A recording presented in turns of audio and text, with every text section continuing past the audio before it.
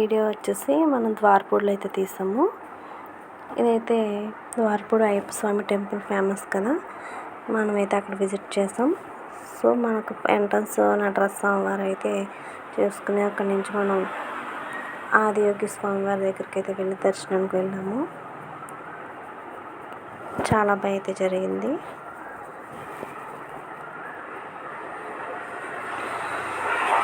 ద్వారపూడి వచ్చేసి అయ్యప్ప స్వామి temple famous అండి. అయ్యప్ప స్వామి temple famous అని అనుకున్నాం, కాకపోతే అక్కడ చాలా దేవతలు ఉన్నారు. మళ్ళీ చాలా బాగుంది. మహాకాళి అమ్మవారు, అంకాలమ్మ అమ్మవారు, వెంకటేశ్వర స్వామి, ఆంజనేయ స్వామి చాలా అయితే ఉన్నాయండి. ఈసారి ఎవరన్నా కనుక ద్వారపూడి వెళ్ళాలనుకుంటే కంపల్సరీ వెళ్ళండి. ఇక్కడ చాలా టెంపుల్స్ చాలా బాగున్నాయి, మనకి మైండ్ పీస్ఫుల్గా అనిపిస్తుంది. మేము అక్కడి నుంచి ఆంజనేయ స్వామి దర్శనం చేసేసుకుని ఫస్ట్ అయ్యప్ప స్వామి దగ్గరికి అయితే వచ్చేసాం. స్వామివారికి అయితే జలాభిషేకం చేయించామండి. చేయించేసాక మాకైతే బాగా అనిపించింది.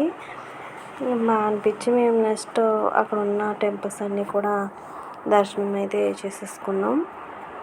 మళ్ళీ ఇక్కడ నుంచి మేమైతే మళ్ళీ బెక్కవోలు ప్లాన్ చేసామండి. బెక్కవోలు ప్లాన్ చేయడం వల్ల మళ్ళీ అక్కడ మధ్యాహ్నం 12 గంటలు అయ్యేసరికి టెంపుల్ అయితే మూసేస్తారు. చాలా ఫాస్ట్గా అయితే దర్శనాలన్నీ చేసేసుకున్నాం. ఈ ద్వారపూడిలో చూసారా, చాలా బాగున్నాయి కదా విగ్రహాలన్నీ కూడా. చూడండి, పులి మీద స్వామివారు ఉండడం, ఇక్కడ నుంచి నోట్లో అది చూసారా ఎలా ఉందో, పులి నోట్లోంచి వెళ్తారు అమ్మవారు. దుర్గమ్మ తల్లిని దర్శనం చేసుకుంటామండి లోపలికి వెళ్తే. ఇలా అయితే ఉంటుంది దుర్గ దేవాలయం.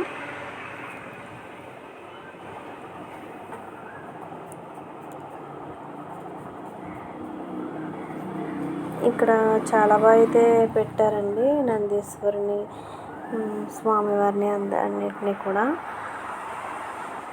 ఇక్కడ నుంచి సైడ్ 1కి అయితే మహంకాళి అమ్మవారే ఉంటారు. మేమైతే అక్కడి నుంచి మళ్ళీ బెక్కవోలు అయితే వెళ్ళిపోయామండి, చెప్పాను కదా. మరి అక్కడికి ఎంతో దూరం ఉండదు, 10 కిలోమీటర్స్ దూరంలో అయితే మనకి బెక్కవోలు అయితే వచ్చేస్తుంది. ఈ వినాయకులు లక్ష్మీ గణపతి స్వామివారు అండి. ఇది కాకినాడ దగ్గరలో అయితే ఉంటుంది. ఈ స్వామివారికి మనం చెవిలో చెప్తే మన కోరికలు వినే స్వామి లక్ష్మీ గణపతి స్వామి. దర్శనం అయితే చాలా బాగా జరిగింది. మేము కరెక్ట్ టైంకి అయితే వెళ్ళాం. దర్శనం అయిన తర్వాత వెంటనే మళ్ళీ డోర్స్ అయితే వేసేసారు, చెప్పాను కదా. ఎప్పుడు వెళ్ళినా మనం 12 గంటల లోపు అయితే వెళ్ళాలి స్వామివారి దర్శనానికి. మళ్ళీ అయితే క్లోజ్ చేస్తారు హారం పెట్టడానికి. సో మాకు ఎలాగైతే దర్శనం అయితే అయిపోయింది, చాలా హ్యాపీ అయితే అనిపించింది. ఇంకా అక్కడి నుంచి భోజనాలు కూడా పెడుతున్నారండి, అన్నదానం అయితే చేస్తారంట ప్రతిరోజుని. చాలా బాగా అయితే పెట్టారు. పూరి, పులిహోర, పప్పు, కర్రీ అన్ని వేసి కూడా చాలా బాగా పెట్టారు. ఇక్కడ లొకేషన్ అయితే ఇలా ఉంటుంది. స్వామివారు మనకి కొంచెం కొంచెం ఎదుగుతూ ఉంటారండి స్వామివారు.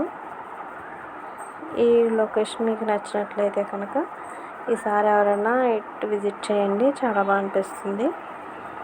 ఈ వీడియో నచ్చినట్లయితే please like, share, subscribe please అండి.